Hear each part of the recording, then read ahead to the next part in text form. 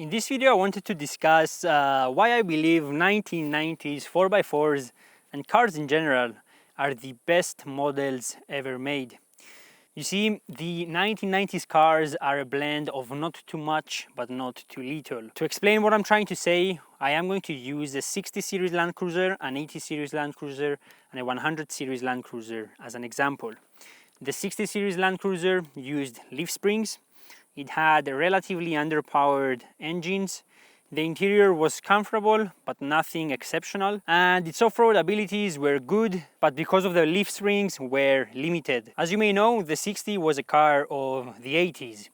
After the 60 series came the 80 series Land Cruiser, and with the 80 series Land Cruiser, Toyota updated the engines. It gave the car coil-sprung solid axles, lockers, a much more comfortable and more quiet interior, and also a more spacious one. So the 80 series was more capable, more comfortable, more powerful, and could also tow and do that kind of work much better. So the 80 series was a drastic improvement over the 60 series without any compromises in reliability, durability. Some would argue that the 60 series might be tougher, but I think the 80 series is plenty tough enough. And it still looked classic and cool thanks to the squared off headlights and the general boxy dimensions that made sure it looked like a Land Cruiser. Then came the 100 series, which to many was a big disappointment. It had independent suspension, and on top of that it had torsion bars. In my opinion, torsion bars are a bit pointless. Coil springs are much nicer and much better. But in any case, Toyota decided to use torsion bars and independent suspension to increase the comfort of the 100 series. The 100 series was also far bigger.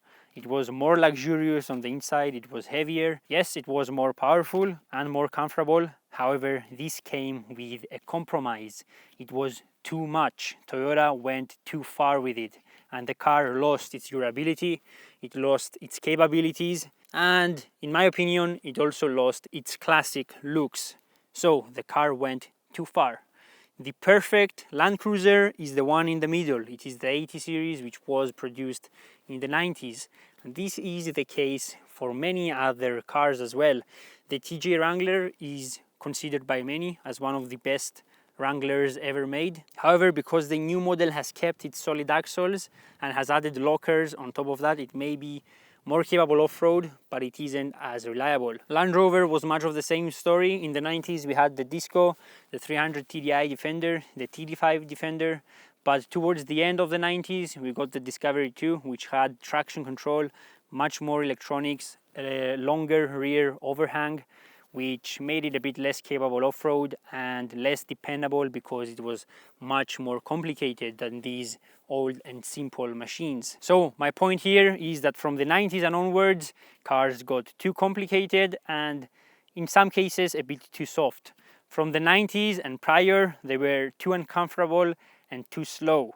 So the 90s is the perfect middle ground, and thankfully there are still some cheap 4x4s from the 90s to go out and buy. Yeah, sure, some of them have gone crazy, like the 80 series Land Cruiser and the Defender, but many of them are still affordable and in my opinion with a good amount of maintenance, and if you take care of them, they are by far the best 4x4s out there. So let me know in the comments, am I right in saying that 1990s 4x4s are the best, or are new cars far nicer, far more comfortable and far more capable? I don't think so, but if you do, please leave it in the comments down below. Thank you for watching, and I'll see you on the next one.